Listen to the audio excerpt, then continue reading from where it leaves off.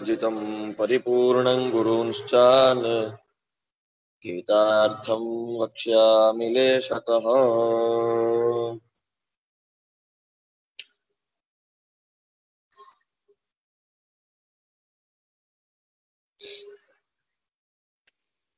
ಇಲ್ಲಿ ತನಕ ಹೇಳಿದ ಎಲ್ಲ ವಿಷಯಗಳನ್ನ ಕೃಷ್ಣ ಈ ಅಂತಿಮ ಶ್ಲೋಕದಲ್ಲಿ ಉಪಸಂಹಾರ ಮಾಡ್ತಾ ಇದ್ದಾನೆ, ಅಂದ್ರೆ ಮುಗಿಸ್ತಾ ಇದ್ದಾನೆ ಈ ವಿಷಯವನ್ನೆಲ್ಲ.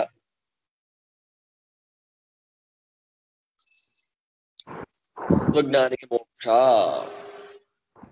ತತ್ವಜ್ಞಾನಿಯಾಗಿರ್ತಕ್ಕಂತಹ ವ್ಯಕ್ತಿಗೆ ಮೋಕ್ಷ ಅತ್ಯಂತ ನಿಶ್ಚಿತವಾದದ್ದು ಅನ್ನುವ ಪ್ರಮೇಯವನ್ನ ಕೃಷ್ಣ ಹೇಳಿದ್ದ.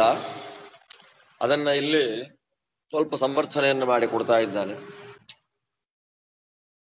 ಏಷಾ ಬ್ರಾಹ್ಮೀ ಸ್ಥಿತಿ ಪಾರ್ಥ ನೈನಾಂ ಪ್ರಾಪ್ಯ ವಿಮುಹ್ಯತಿ ಸ್ಥಿತ್ವಾ ಸ್ಯಾಮಂತಕಾಲೇಪಿ ಬ್ರಹ್ಮನಿರ್ವಾಣಮೃಚ್ಛತಿ. ಪಾರ್ಥ, ಏಷಾ ಬ್ರಾಹ್ಮೀ ಸ್ಥಿತಿ. ಅರ್ಜುನ, ಇದು ಬ್ರಾಹ್ಮೀ ಸ್ಥಿತಿ. ಬ್ರಾಹ್ಮೀ ಸ್ಥಿತಿ ಅಂದ್ರೆ ಪರಬ್ರಹ್ಮನಾಗಿರ್ತಕ್ಕಂಥ ನಾರಾಯಣ ವಿಷಯದಲ್ಲಿಯೇ ಮನಸ್ಸನ್ನ ಇಡುವಂಥ ಸ್ಥಿತಿ. ಇದನ್ನ ಹೊಂದಿದ ಮೇಲೆ ಅವನು ಮೋಹಕ್ಕೆ ಒಳಗಾಗೋದಿಲ್ಲ. ಬ್ರಾಹ್ಮೀ ಸ್ಥಿತಿಯನ್ನ ಒಮ್ಮೆ ಪಡೆದ ಅಂತಂದ್ರೆ, ಅಪರೋಕ್ಷ ಜ್ಞಾನವನ್ನ ಒಮ್ಮೆ ಪಡೆದ ಅಂತಂದ್ರೆ, ನಿರಂತರವಾಗಿ ಭಗವಂತನ ಚಿಂತನೆಯನ್ನ ಅವನು ಮಾಡ್ತಾ ಇದ್ದಾನೆ ಅಂದ್ರೆ ಅವನಿಗೆ ಏನಾಂ ಪ್ರಾಪ್ಯ ನ ವಿಮುಹ್ಯತಿ, ಯಾವುದೇ ಪ್ರಕಾರವಾಗಿರ್ತಕ್ಕಂಥ ವಿಚಿತ್ರವಾದ ಮೋಹ ಅವನಿಗಿಲ್ಲ. ಮೋಹಕ್ಕೆ ಅವನು ಎಂದಿಗೂ ಯಾವ ಕಾಲಕ್ಕೂ ಒಳಗಾಗುವ ಸ್ವರೂಪನಲ್ಲ. ಅವನಿಗೆ ಯಾವ ಕಾಲಕ್ಕೂ ಮೋಹಾದಿಗಳಿಲ್ಲ. ಯಾರಿಗೆ? ಆ ಬ್ರಾಹ್ಮೀ ಸ್ಥಿತಿಯನ್ನ ಪಡೆದಿರತಕ್ಕಂಥ ಪರಬ್ರಹ್ಮನಾಗಿರ್ತಕ್ಕ ಭಗವಂತನ ನಾರಾಯಣನ ವಿಷಯದಲ್ಲೇ ಯಾರು ಆಸಕ್ತ ಇದ್ದಾರೋ ಅವನಿಗೆ ಮೋಹ ಇಲ್ಲ.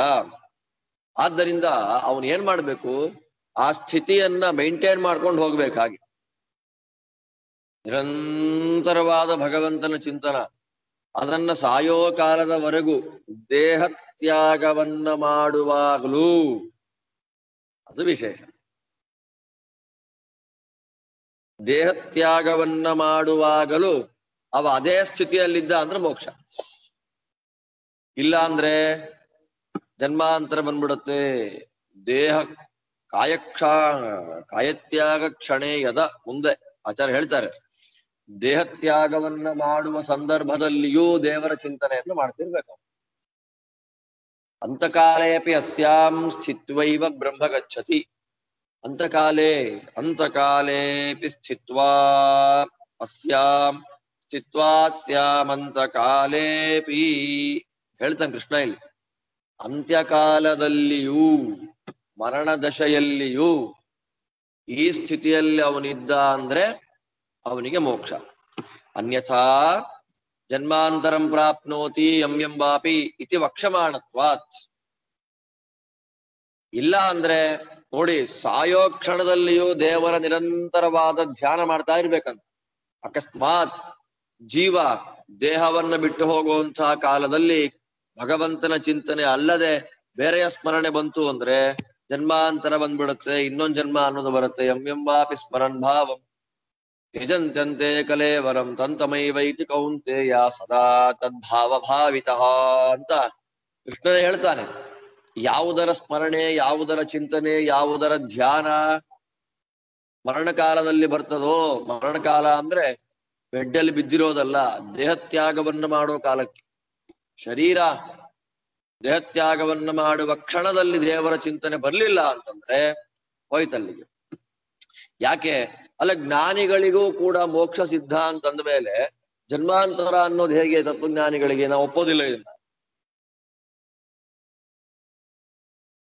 ತತ್ವಜ್ಞಾನಿಗಳಿಗೆ ಮೋಕ್ಷ ಸಾಧನೀಭೂತವಾದ ತತ್ವಜ್ಞಾನವೇ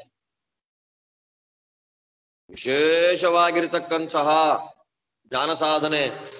ತತ್ರಾಪಿ ಅಪರೋಕ್ಷ ಜ್ಞಾನ ಸಾಧನೆಯನ್ನು ಮಾಡ್ಕೊಂಡ್ಮೇಲೆ ತತ್ ಕಾರ್ಯರೂಪವಾಗಿರತಕ್ಕಂತಹ ಮೋಕ್ಷ ಬರ್ಲೇಬೇಕಲ್ಲ. ಜ್ಞಾನಕ್ಕೆ ಮೋಕ್ಷಕ್ಕೆ ಕಾರಣವಾಗಿರತಕ್ಕಂಥದ್ದು ಜ್ಞಾನ. ಆ ಜ್ಞಾನ ಅಪರೋಕ್ಷ ಜ್ಞಾನಕ್ಕೆ ಪೂರಕವಾಯಿತು. ಅಪರೋಕ್ಷ ಜ್ಞಾನಿಯಾದ ಮೋಕ್ಷ ಬರ್ಲೇಬೇಕಲ್ಲ. ಜನ್ಮಾಂತರ ಎಲ್ಲಿಂದ? ಸಾಧ್ಯ ಇಲ್ಲ ಅದು. ಅಂದ್ರೆ ಅದಕ್ಕೆ ಹೇಳ್ತಾ ಇದ್ದಾರೆ, ಪ್ರತಿಬಂಧಕವಾದದ್ದು ಯಾವುದು? ತತ್ವಜ್ಞಾನಿಗೆ ಸಾಯೋ ಕಾಲಕ್ಕೆ ಭಗವತ್ ಸ್ಮರಣೆ ಬರದೇ ಇರುವಂತೆ ಮಾಡಿದ ಕಾರಣ ಸಾಮಗ್ರಿ ಯಾವುದು? ಮೋಕ್ಷಕ್ಕೆ ಯೋಗ್ಯವಾದಂತಹ, ಮೋಕ್ಷ ಸಿಗಲಿಕ್ಕೆ ಬೇಕಾಗಿರತಕ್ಕಂತಹ ಜ್ಞಾನವನ್ನ ಪಡೆದರು. ಚೆನ್ನಾಗಿ ತಿಳ್ಕೊಳ್ಳಿ, ಮೋಕ್ಷಕ್ಕೆ ಕಾರಣವಾದಂತಹ ತತ್ವಜ್ಞಾನವನ್ನ ಪಡೆದಿದ್ದರೂ ಕೂಡ ಅವನು ಸಾಯೋ ಕಾಲಕ್ಕೆ, ದೇಹತ್ಯಾಗವನ್ನ ಮಾಡೋ ಕಾಲಕ್ಕೆ ಭಗವತ್ ಸ್ಮರಣೆ ಮಾಡಲಿಲ್ಲ ಅಂತಂದ್ರೆ, ಬ್ರಾಹ್ಮಿ ಸ್ಥಿತಿಯಲ್ಲಿ ಅವನು ಇರ್ಲಿಲ್ಲ ಅಂದ್ರೆ ಅವನಿಗೆ ಮೋಕ್ಷ ಬರೋದಿಲ್ಲ, ಜನ್ಮಾಂತರ ಬರುತ್ತೆ.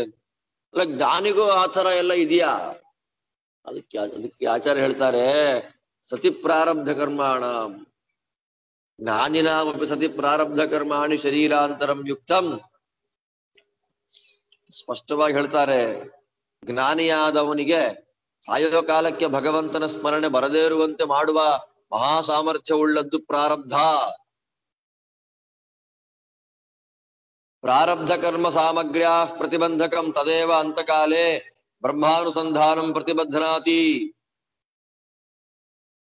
ಒಳ್ಳೆಯ ಜ್ಞಾನವನ್ನ ಅವನು ಸಂಪಾದನೆ ಮಾಡಿಕೊಂಡಿದ್ರೂ ಕೂಡ ಅಂತ್ಯಕಾಲದಲ್ಲಿ ಬ್ರಹ್ಮಾನುಸಂಧಾನ ಬರದೇ ಇರುವಂತೆ ಪ್ರತಿಬಂಧಕವಾದದ್ದು, ಪ್ರತಿಬಂಧನ ತಡೆದದ್ದು ಪ್ರಾರಬ್ಧ ಕರ್ಮ. ದೊಡ್ಡ ಜ್ಞಾನಿ, ಒಳ್ಳೆ ಅನುಸಂಧಾನ ಮಾಡುವ ವ್ಯಕ್ತಿ, ಅಪರೋಕ್ಷ ಜ್ಞಾನಿಯಾಗಿದ್ರೂ ಕೂಡ ಮರಣ ದಶೆಯಲ್ಲಿ ಜೀವ ಈ ದೇಹವನ್ನ ತ್ಯಾಗ ಮಾಡಿ ಹೋಗುವ ಕಾಲದಲ್ಲಿ ಭಗವಂತನ ಅನುಸಂಧಾನ ಬರದೇ ಇರುವಂತೆ ಮಾಡುವಂತಹ ಸಾಮರ್ಥ್ಯ ಪ್ರಾರಬ್ಧಕ್ಕಿದೆ.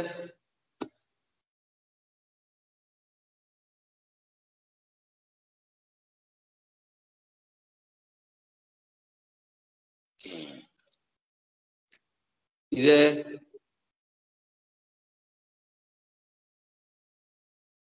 ಸರಿಯಪ್ಪ, ಪ್ರಾರಬ್ಧ ಕರ್ಮದಿಂದ ಅವನಿಗಾಯ್ತು ಸರಿ. ಆ ಪ್ರಾರಬ್ಧ ಕರ್ಮ ಭೋಗದಿಂದಲೇ ಕ್ಷಯ. ಪ್ರಾರಬ್ಧ ಕರ್ಮವನ್ನ ಭೋಗಿಸಿ ಕ್ಷಯ ಮಾಡುವಂಥದ್ದು. ಆ ತತ್ವಜ್ಞಾನ ಅಂದ್ರೆ ಅಪರೋಕ್ಷ ಜ್ಞಾನ ಯಾವ ಶರೀರದಲ್ಲಿ ಬಂತೋ ಸಮಗ್ರವಾಗಿರತಕ್ಕಂಥ ಪ್ರಾರಬ್ಧ ಕರ್ಮ ಅದೇ ಶರೀರದಲ್ಲೇ ನಾಶ ಆಗ್ಲಿ. ಆದ್ದರಿಂದ ಇನ್ನೊಂದು ಶರೀರ ಯಾಕೆ? ಅಲ್ಲೇ ಆಗೋಗಿದೆ. ಭಗವದ್ ಅಪರೋಕ್ಷ ಜ್ಞಾನ ಯಾವಾಗ ಬಂತೋ, ಯಾವ ಶರೀರದಲ್ಲಿ ಅಪರೋಕ್ಷ ಜ್ಞಾನ ಆಯ್ತೋ ಆ ಶರೀರದಲ್ಲಿ ಇರುವಾಗಲೇ ಜೀವನಿಗೆ ಏನಾಗಿದೆ? ಸಕಲ ಪ್ರಾರಬ್ಧ ಕರ್ಮಗಳ ಕ್ಷಯ, ನಾಶ ಆಗಿ ಹೋಗಿದೆ. ಹಾಗಿರ್ಬೇಕಾದ್ರೆ ಇನ್ನೊಂದು ಜನ್ಮ, ಮತ್ತೊಂದು ಜನ್ಮ ಅನ್ನುವ ಕಲ್ಪನೆಗಳು ಯಾಕೆ ಮಾಡಬೇಕು? ಅದಕ್ಕೆ ಆಚಾರ್ಯ ಹೇಳ್ತಾ ಇದ್ದಾರೆ, ಸಂತಿಹಿ ಬಹುಶರೀರ ಫಲಾನಿ ಕರ್ಮಾಣಿ ಕಾನಿಚಿತ್. ಬಹುಶರೀರ ಫಲಕವಾಗಿರ್ತಕ್ಕಂಥ ಪ್ರಾರಬ್ಧ ಕರ್ಮಗಳು ಬೇಕಾದಷ್ಟಿವೆ.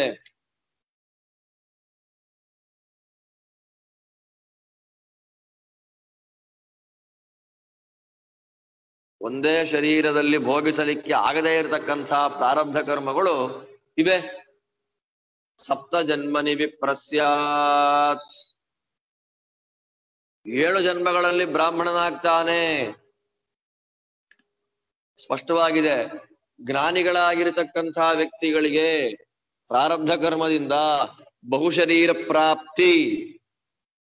ಏನ್ ಹೇಳ್ತಾ ಇದ್ದಾರೆ ಇಲ್ಲಿ ವಿಷಯ ಅಂತಂದ್ರೆ, ಯಾವ ಜನ್ಮದಲ್ಲಿ ಅಪರೋಕ್ಷ ಜ್ಞಾನ ಆಗತ್ತೋ ಅದೇ ಕೊನೆಯ ಜನ್ಮ, ಅವನು ಮೋಕ್ಷ ಹೊರಟೋಗ್ಲಿ ಅಂತ ಪ್ರಶ್ನೆ ಇಲ್ಲ. ಅದಕ್ಕೆ ಆಚಾರ್ಯ ಹೇಳ್ತಾರೆ ಹಂಗೆಲ್ಲ ಇಲ್ಲ. ಮರಣ ದಶೆಯಲ್ಲಿಯೂ ಕೂಡ ಕೃಷ್ಣ ಹೇಳಿದಂತೆ ಯಶ ಬ್ರಾಹ್ಮಿ ಸ್ಥಿತಿ ಸ್ಥಿತ್ವಾಸ್ಯಾಂ ಅಂತಕಾಲೇಪಿ, ಅಂತ್ಯಕಾಲದಲ್ಲಿಯೂ ಈ ಸ್ಥಿತಿಯಲ್ಲೇ ಇದ್ರೆ, ಅಂತ್ಯಕಾಲದಲ್ಲಿಯೂ ಭಗವಂತನ ಚಿಂತನೆಯನ್ನೇ ಮಾಡ್ತಾ ಇದ್ರೆ ಮೋಕ್ಷ ಆಗತ್ತೆ. ಸಾಯೋ ಕಾಲಕ್ಕೆ ಭಗವತ್ ಚಿಂತನೆ ವಿಸ್ಮರಣೆ ಆಯ್ತು, ಮರ್ತೋಯ್ತು ಅಂದ್ರೆ ಮೋಕ್ಷ ಇಲ್ಲ. ಆ ಭಗವತ್ ಚಿಂತನೆ ಬರದೇ ಇರುವಂತೆ ಮಾಡಿದ್ದು ಪ್ರಾರಬ್ಧ ಕರ್ಮ. ಆದ್ದರಿಂದ ಆ ಪ್ರಾರಬ್ಧ ಕರ್ಮ ಇರೋವರೆಗೂ ಭೋಗಗಳನ್ನ ಅನುಭವಿಸಿ ಮತ್ತೆ ಮೋಕ್ಷಕ್ಕೆ ಬರ್ತಾರೆ ಅನ್ನೋ ತಾತ್ಪರ್ಯ. ಆದ್ದರಿಂದ ಜ್ಞಾನಿಗಳಿಗೆ ಅದೇ ಜನ್ಮದಲ್ಲಿ ಪ್ರಾರಬ್ಧ ಹೊರಟೋಗ್ಲಿ, ಅಪರೋಕ್ಷ ಜ್ಞಾನ ಯಾವ ಶರೀರ ಬಂತೋ, ಯಾವ ಶರೀರದಲ್ಲಿ ಬಂತೋ ಅಲ್ಲಿಯೇ ಪ್ರಾರಬ್ಧ ಕರ್ಮ ನಾಶವಾಗಲಿ ಅಂದ್ರೆ ಇಲ್ಲ, ಸಾಧ್ಯ ಇಲ್ಲಪ್ಪ. ಅಪರೋಕ್ಷ ಪ್ರಾರಬ್ಧ ಕರ್ಮ ಬಹು ಶರೀರಗಳನ್ನ ಕೊಡುತ್ತೆ, ಅನೇಕ ಶರೀರಗಳನ್ನ ಕೊಡುವ ಸಾಮರ್ಥ್ಯ ಉಳ್ಳದ್ದು. ಇಲ್ಲ ಜ್ಞಾನಿಗಳಿಗೆ ಬಹು ಶರೀರ ನಾವು ಒಪ್ಪೋದಿಲ್ಲ ಅಂದ್ರೆ, ಗರುಡ ಪುರಾಣದಲ್ಲಿ, ನಾರದೀಯ ಪುರಾಣದಲ್ಲಿ ಸ್ಪಷ್ಟವಾಗಿ ತತ್ವಜ್ಞಾನಿಗಳಿಗೂ ಅಪರೋಕ್ಷ ಜ್ಞಾನಿಗಳಿಗೂ ಅನೇಕ ಶರೀರಗಳು ಬರುತ್ತೆ ಅನ್ನೋ ವಿಷಯದಲ್ಲಿ ಪ್ರಮಾಣವನ್ನ ಕೊಟ್ಟಿದ್ದಾರೆ. ಸ್ಥಿತ ಪ್ರಜ್ಞೋಪಯಸ್ತೂರ್ಧ್ವ ಪ್ರಾಪ್ಯ ರೌದ್ರಂ ಪದಂ ತತಃ ಸಾಂಕರ್ಷಣಂ ತಥೋ ಮುಕ್ತಿ ಮಗಾತ್ ವಿಷ್ಣು ಪ್ರಸಾದತಃ. ಊರ್ಧ್ವ ತಪಸ್ಸೆಂಬತಕ್ಕಂಥ ವ್ಯಕ್ತಿ ಸ್ಥಿತಪ್ರಜ್ಞೋಪಿ ಪರಮಾತ್ಮನಲ್ಲಿ ಒಳ್ಳೆಯ ಮನಸ್ಸಿನ ಸ್ಥಿತಿಯನ್ನ ಇಟ್ಟುಕೊಂಡಿದ್ರು ಕೂಡ, ಪರಮಾತ್ಮನಲ್ಲಿ ಅಸಾಧಾರಣವಾಗಿರ್ತಕ್ಕಂಥ ಭಕ್ತಿಯನ್ನು ಮಾಡ್ತಾ ಇದ್ರು ಕೂಡ, ರುದ್ರದೇವರ ಪದಕ್ಕೆ ಬಂದು ರುದ್ರದೇವರಾಗಿ, ಅಲ್ಲಿಂದ ಮುಂದೆ ಸಾಂಕರ್ಷಣಂ ಶೇಷದೇವನಾಗಿ, ಆ ಶೇಷ ಪಟ್ಟದಲ್ಲಿ ವಿಶೇಷವಾದಂತಹ ಭಗವತ್ ಸೇವೆಯನ್ನ ಮಾಡಿ ವಿಷ್ಣು ಪ್ರಸಾದದಿಂದ ಮುಕ್ತನಾದ. ನೋಡಿ, ಊರ್ಧ್ವ ತಪಸ್ಸೆಂಬತಕ್ಕಂಥ ಜೀವ ಅಪರೋಕ್ಷ ಜ್ಞಾನಿಯಾಗಿ ಸ್ಥಿತಪ್ರಜ್ಞನಾಗಿದ್ರು ಕರ್ಮವಶದಿಂದ, ಪ್ರಾರಬ್ಧ ಕರ್ಮದಿಂದ ರುದ್ರ ಪದವಿಯನ್ನ ಹೊಂದಿ, ಅಲ್ಲಿ ಭಗವಂತನ ಸೇವೆಯನ್ನ ಮಾಡಿ, ಅಲ್ಲಿ ರುದ್ರ ಪದವಿಯಲ್ಲಿ ಭಗವಂತನ ಸೇವೆಯನ್ನ ಮಾಡಿದ ಫಲವಾಗಿ ಶೇಷ ಪದವಿಯನ್ನ ಹೊಂದಿ ಶೇಷನಾಗಿ ವಿಷ್ಣು ಪ್ರಸಾದದಿಂದ ಮೋಕ್ಷಕ್ಕೆ ಹೋಗ್ತಾ ಇದ್ದಾನೆ. ಆದ್ದರಿಂದ ಜ್ಞಾನಿಗಳಿಗೂ ಅನೇಕ ಜನ್ಮಗಳು ಬರುತ್ತೆ ಅನ್ನೋದಕ್ಕೆ ಪ್ರಮಾಣ ಇದು. ಮಹಾದೇವ ಪರೇ ಜನ್ಮಂತವ ಮುಕ್ತಿರ್ನಿರೂಪ್ಯತೆ. ಅಷ್ಟ ಹೇಳ್ತಾರೆ ನೋಡ್ರಿ, ಮಹಾದೇವ ರುದ್ರ ನಿನಗೆ ಮುಂದಿನ ಜನ್ಮದಲ್ಲಿ ಮೋಕ್ಷವಪ್ಪ ಅಂತ ಹೇಳಿ ಸ್ಪಷ್ಟವಾಗಿ, ಮುಂದಿನ ಜನ್ಮ ಅಂದ್ರೆ ಇದೇ ಶರೀರ ಅಲ್ಲ, ಬೇರೆ ಶರೀರ. ಆದ್ದರಿಂದ ರುದ್ರದೇವರಿಗೆ, ರುದ್ರದೇವರಂತಹ ಜ್ಞಾನಿಗಳಿಗೆ ಕರ್ಮಾನುಸಾರವಾಗಿ ಬೇಕಾದ ಶರೀರ ಬರುತ್ತೆ ಎನ್ನುವಾಗ, ಸಾಮಾನ್ಯ ಅಪರೋಕ್ಷ ಜ್ಞಾನಿಗಳಿಗೆ ಪ್ರಾರಬ್ಧ ಕರ್ಮಾನುಸಾರವಾಗಿ ಬಹುಶರೀರ ಪ್ರಾಪ್ತಿ ಆಗತ್ತೆ ಎನ್ನುವುದಕ್ಕೆ ಪ್ರತ್ಯೇಕವಾಗಿ ನಾವು ಹೇಳಬೇಕಾಗಿಲ್ಲ. ಆದ್ದರಿಂದ ತತ್ವಜ್ಞಾನ ಅಂತಂದ್ರೆ, ಅಪರೋಕ್ಷ ಜ್ಞಾನ ಬಂತು ಅಂತಂದ್ರೆ ಮೋಕ್ಷ ನಿಶ್ಚಿತ. ಇವತ್ತೋ ಇನ್ನೊಂದು 100 ಜನ್ಮ ಪ್ರಾರಬ್ಧಕ್ಕೋ ನಿಶ್ಚಿತ ಫಲಂಚ ಜ್ಞಾನಂ. ತತ್ವಜ್ಞಾನ ಬಂತು ಅಂತಂದ್ರೆ ಖಂಡಿತವಾಗಲೂ ಮೋಕ್ಷ ಉಂಟೇ ಉಂಟು. ಆದ್ದರಿಂದ ಮೋಕ್ಷ ಇಲ್ಲ ಅಂತ ಹೇಳಲಿಕ್ಕಿಲ್ಲ. ಆದ್ದರಿಂದ ವಿಶೇಷವಾದ ಕ್ರಮದಲ್ಲಿ ತಸ್ಯ ತಾವದೇವ ಚಿರಂ ಯದುಚ ನಾರ್ಚುಷಮೇವಾಭಿಸಂಭವತಿ. ಯಾವಾಗ ಅವನಿಗೆ ಆ ಜನ್ಮದಲ್ಲಿ ಮೋಕ್ಷ ಬರ್ಲಿಲ್ವೋ ನಾವು ಊಹೆ ಮಾಡ್ಬೇಕಾಗತ್ತೆ ಅವನಿಗೆ ಪ್ರಾರಬ್ಧ ಕರ್ಮ ಜಾಸ್ತಿ ಇದೆ. ಆದ್ದರಿಂದ ಪ್ರಾರಬ್ಧ ಕರ್ಮ ಇರೋದರಿಂದ, ಆ ಜೀವನಿಗೆ ಪ್ರಾರಬ್ಧ ಕರ್ಮ ಇರೋದರಿಂದ ಅಪರೋಕ್ಷ ಜ್ಞಾನಿಯಾಗಿದ್ರೂ ಕೂಡ ಆ ಜನ್ಮದಲ್ಲಿ ಮೋಕ್ಷ ಬಂದಿಲ್ಲ. ಯಾವುದೋ ಒಂದ್ ಜನ್ಮದಲ್ಲಿ ಪ್ರಾರಬ್ಧ ಸವೆದ ಮೇಲೆ, ಪ್ರಾರಬ್ಧ ಭೋಗಿಸಿ ನಾಶ ಮಾಡಿಕೊಂಡ ಮೇಲೆ ಅವನಿಗೆ ಮೋಕ್ಷ ಅನ್ನೋದು ಖಂಡಿತ ಬಂದೇ ಬರುತ್ತೆ ಅನ್ನೋ ತಾತ್ಪರ್ಯ. ತತ್ವಜ್ಞಾನಕ್ಕೆ ಫಲ ಮೋಕ್ಷ ಖಂಡಿತ. ಇಲ್ಲಿ ಆಚಾರ್ಯ ಹೀಗೆ ಹೇಳಿದ್ದಕ್ಕೆ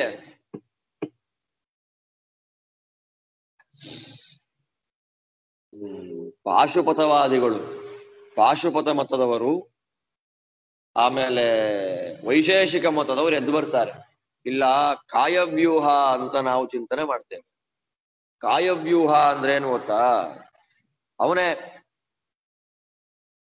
ಈ ಎಷ್ಟು ಕರ್ಮಗಳಿದೆಯೋ ಅದನ್ನು ಅನುಭವಿಸಲಿಕ್ಕೆ ಜ್ಞಾನಿಯಾಗಿರ್ತಕ್ಕಂಥವನು ಯೋಗ ಸಾಮರ್ಥ್ಯದಿಂದ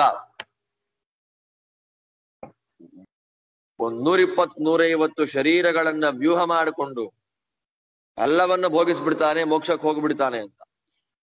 ಅದನ್ನ ಕಾಯವ್ಯೂಹ ಅಂತ. ಅವನನ್ನೇ ಒಂದು 50 ಮಾಡ್ಕೊಂಡ್ಬಿಡೋದು. ಅದು ಉಪಮರ್ದ ಅಂತ ಹೇಳಿದ್ದಾರೆ. ಉಪಮರ್ದ ಅಂತ ಸ್ಪಷ್ಟವಾಗಿ ತಿಳಿಸ್ಕೊಟ್ಟಿದ್ದಾರೆ. ಉಪಮರ್ದಂಚ ಅಂತ ಸೂತ್ರ. ಹಾಗೆ ಉಪಮರ್ದವನ್ನ ಮಾಡಿಕೊಂಡು ಬಿಟ್ರೆ ಮೋಕ್ಷದಲ್ಲಿ ಆನಂದದ ಅಭಿವ್ಯಕ್ತಿ, ಆನಂದದ ಕ್ಲಾರಿಟಿಯಲ್ಲಿ ಸ್ವಲ್ಪ ಕಡಿಮೆ ಎನ್ನುವ ಚಿಂತನೆಯನ್ನು ಕೊಟ್ಟಿದ್ದರೆ ಇರ್ಲಿ. ಕಾಯವ್ಯೂಹ ಅಂತ ಅನ್ನೋದು ಶಾಸ್ತ್ರಕ್ಕೆ ವಿರುದ್ಧವಾಗಿರತಕ್ಕಂಥ ಪ್ರಮೇಯ. ಸುತ್ತಲೂ ಅವನೇ ಮಾಡಿಕೊಂಡು ಅವನಂತೆ ಕಾಣತಕ್ಕಂತ ಶರೀರವನ್ನ 25-50 ಮಾಡಿಕೊಂಡು ಅನುಭವಿಸಿ ಬಿಡ್ತಾನೆ, ಅವನು ಅನುಭವಿಸಿ ಬಿಡ್ತಾನೆ. ಆದ್ದರಿಂದ ಏನಾಗುತ್ತೆ, ಅದೇ ಜನ್ಮದಲ್ಲಿಯೇ ಮೋಕ್ಷ ಆಗಿಬಿಡುತ್ತೆ ಅವನಿಗೆ. ಆದ್ದರಿಂದ ದೇಹಾಂತರ ಪ್ರಾಪ್ತಿ ಅವನಿಗಿಲ್ಲ. ಇಲ್ಲ ರೀ, ನೀವ್ ಹೇಳಿದ್ದಕ್ಕೆ ಪ್ರಮಾಣ ಏನ್ರಿ? ಪಾಶುಪತರು ವೈಶೇಷಿಕರು ಹೇಳಿದ್ದಕ್ಕೆ ಪ್ರಮಾಣ ಏನು? ಪ್ರಾರಬ್ಧ ಇದ್ರೆ ಸ್ಪಷ್ಟವಾಗಿ ಒಪ್ಲಿಕ್ಕಾಗತ್ತೆ. ಪ್ರಾರಬ್ಧ ಕರ್ಮ ಇರೋದರಿಂದ ಪ್ರಾರಬ್ಧ ಕರ್ಮ ವಶಾತ್ ಅವನಿಗೆ ಶರೀರಾಂತರ ಪ್ರಾಪ್ತಿ ಆಯ್ತು ಅಂತ ಒಪ್ಕೊಂಡ್ರೆ ವಿರೋಧ ಇಲ್ಲ.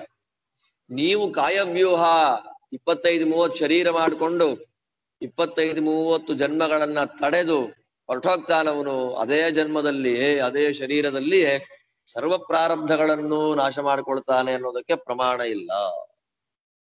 ಇನ್ನು ಮುಂದೆ ಹೋಗಿ ಆಚಾರ್ಯ ಹೇಳ್ತಾರೆ,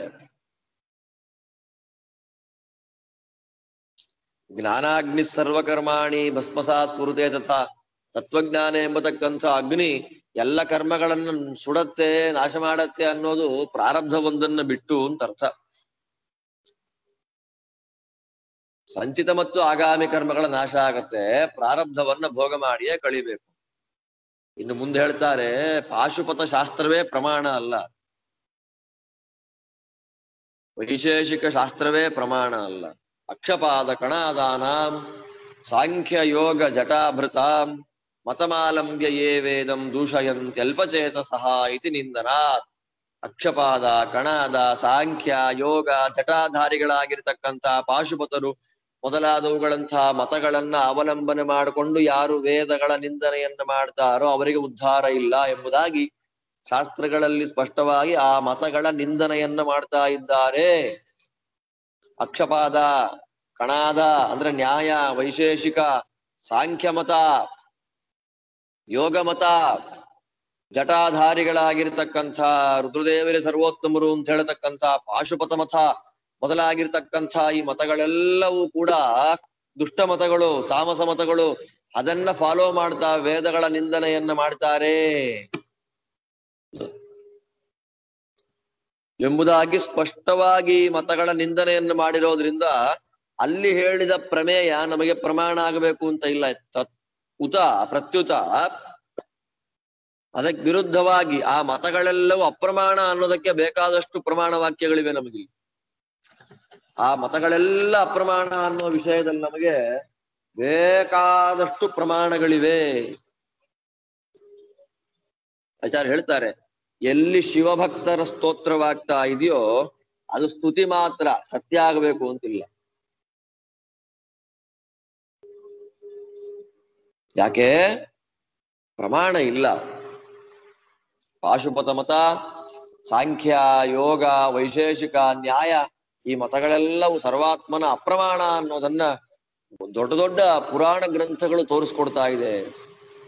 ಏಷ ಮೋಹಂ ಸೃಜಾಮ್ಯಾಶು ಯೋಜನಾನ್ ಮೋಹಯಿಷ್ಯತಿ ಪಂಚರುದ್ರ ಮಹಾಬಾಹೋ ಮೋಹಶಾಸ್ತ್ರಾಣಿ ಕಾರಯ ಅತಥ್ಯಾನಿ ವಿತಥ್ಯಾನಿ ದರ್ಶಯಸ್ವ ಮಹಾಭುಜ ಪ್ರಕಾಶಂ ಕುರು ಚಾತ್ಮಾನಂ ಅಪ್ರಕಾಶಂಚ ಮಾಂ ಕುರು.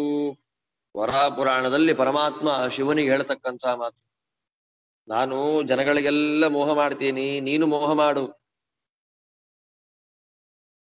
ರುದ್ರ, ನೀ ಏನ್ ಮಾಡ್ಬೇಕು? ಮೋಹಶಾಸ್ತ್ರಗಳನ್ನ ನೀನು ಮಾಡ್ಬೇಕು, ನಿನ್ನ ಭಕ್ತರಿಂದಲೂ ಮಾಡಿಸ್ಬೇಕು, ಕಾರಯ ಮಾಡಿಸ್ಬೇಕು.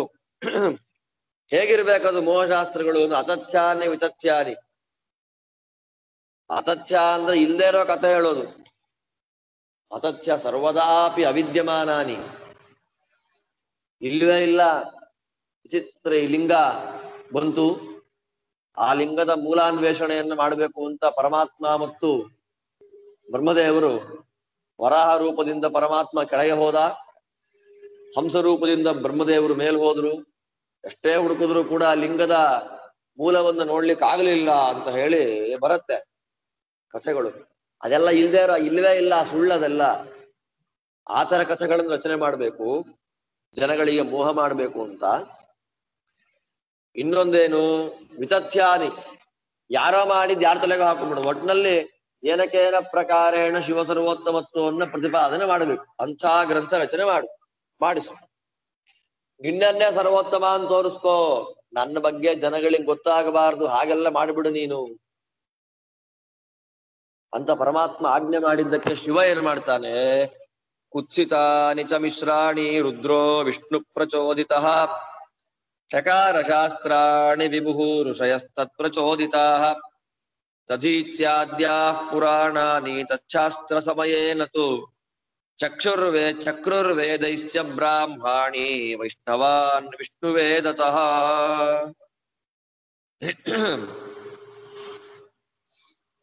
ಕುತ್ಸಿತವಾದ ಅಂದ್ರೆ ಕೇಳಲಿಕ್ಕೆ ಆಗದೇ ಇರತಕ್ಕಂತ ತುಳಸಿಯನ್ನ ಬಲಾತ್ಕಾರ ಮಾಡಿದ ತುಳಸಿ ದೇವಿ ಗಂಡ ಯಾರೋ, ಅಂತ ತುಳಸಿಯನ್ನ ಅವಳ ಪಾತಿವ್ರತ್ಯವನ್ನ ನಾಶ ಮಾಡ್ಲಿಕ್ಕೆ ಪರಮಾತ್ಮ ಏನ್ ಮಾಡ್ದ, ಆ ತುಳಸಿಯ ಬಲಾತ್ಕಾರವನ್ನ ಮಾಡಿದ.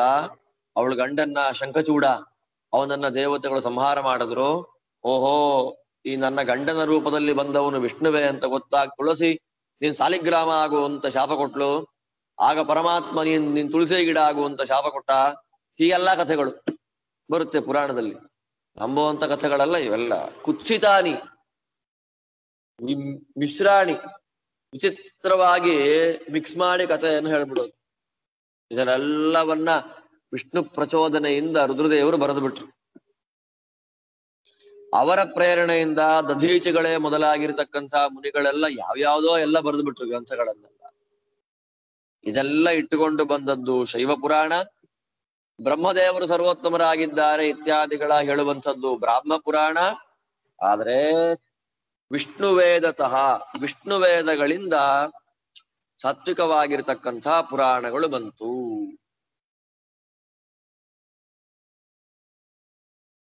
ವಿಷ್ಣುವೇದಗಳು ಪ್ರಮಾಣ. ಆ ಬ್ರಾಹ್ಮ ಶೈವಾದಿ ಗ್ರಂಥಗಳನ್ನ ವಿಷ್ಣುವೇದಕ್ಕೆ ಅನುಗುಣವಾಗಿ ನಾವು ಸಮನ್ವಯ ಮಾಡಿಕೊಳ್ಬೇಕು. ವಿಷ್ಣುವೇದಕ್ಕೆ ಅನುಗುಣವಾಗಿ ಸಮನ್ವಯ ಅಂತ ಮಾಡಿಕೊಂಡಾಗ ಯಥಾರ್ಥ ಜ್ಞಾನ, ಎಲ್ಲ ಶಾಸ್ತ್ರಗಳ ವಿರೋಧ ಪರಿಹಾರ ಅಂತ ಆಗತ್ತೆ. ವಿಷ್ಣುವೇದ ಅಂದ್ರೆ ಯಾವುದು? ಪಂಚರಾತ್ರಂ ಭಾರತಂಚ ಮೂಲ ರಾಮಾಯಣಂ ತಥಾ ತಥಾ ಪುರಾಣಂ ಭಾಗವತಂ ವಿಷ್ಣುವೇದ ಇತೀರಿತಃ.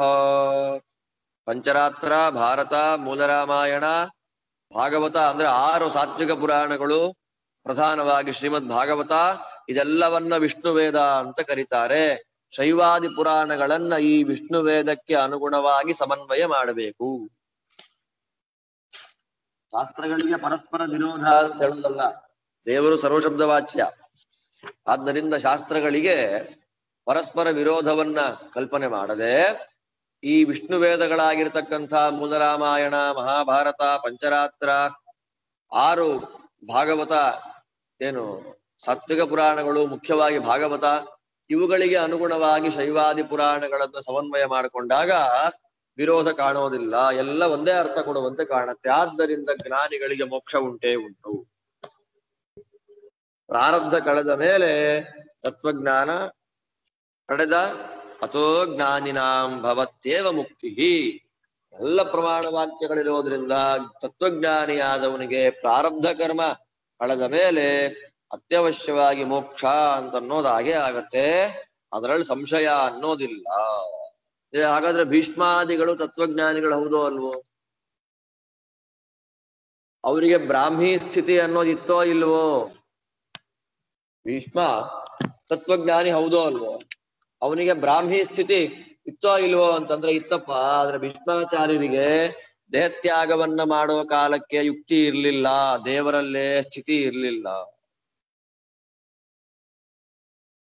ಹೇಳ್ತಾರೆ, ದೇವರ ಸ್ಮರಣೆ ಮಾಡ್ತಾ ದೇಹತ್ಯಾಗ ಮಾಡು.